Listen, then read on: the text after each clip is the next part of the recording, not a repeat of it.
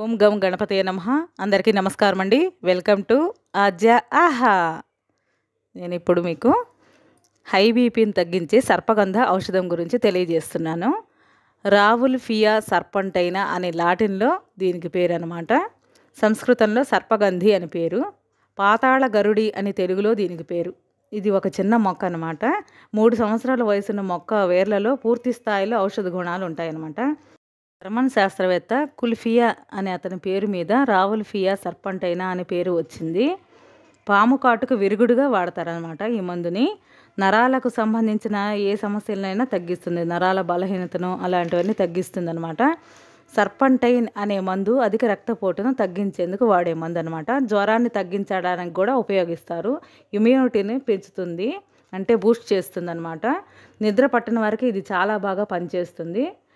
మంచి నిద్ర పట్టేలా చేస్తుంది. డిప్రెషన్ లాంటివి తగ్గిస్తుంది. మైండ్ డిస్టర్బ్గా ఉండే వాళ్ళకి మైండ్ని రిలాక్స్ చేస్తుంది అన్నమాట. మనసును కూడా ప్రశాంతంగా ఉంచుతుంది. పావు చెంచా నుంచి అర చెంచా పొడిని పాలతో కలిపి తీసుకోవాలి. అశ్వగంధ పొడి కూడా దీంతో పాటు కాంబినేషన్గా వాడండి.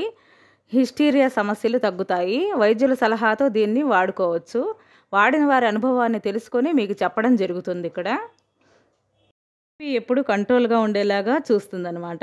సడన్గా ఏది మానకూడదు. కావున ఒక వారం రోజులు మీ బీపీ ట్యాబ్లెట్తో పాటు ఒక ట్యాబ్లెట్ సర్పగంధ ట్యాబ్లెట్ని కూడా వాడి చూడండి. ఆ తర్వాత నెమ్మదిగా బీపీ ట్యాబ్లెట్ పవర్ తగ్గిస్తూ పూర్తిగా బీపీ ట్యాబ్లెట్ మానేసి సర్పగంధ ట్యాబ్లెట్ మీ అవసరాన్ని బట్టి వేసుకొనవచ్చును అనమాట. ఇది ఆన్లైన్లో దొరుకుతుంది. ప్రకృతి మనకు అందించిన వరం ఈ సర్పగంధ. మీరు తప్పకుండా డాక్టర్ సలహా మేరకు వాడుకోవచ్చును.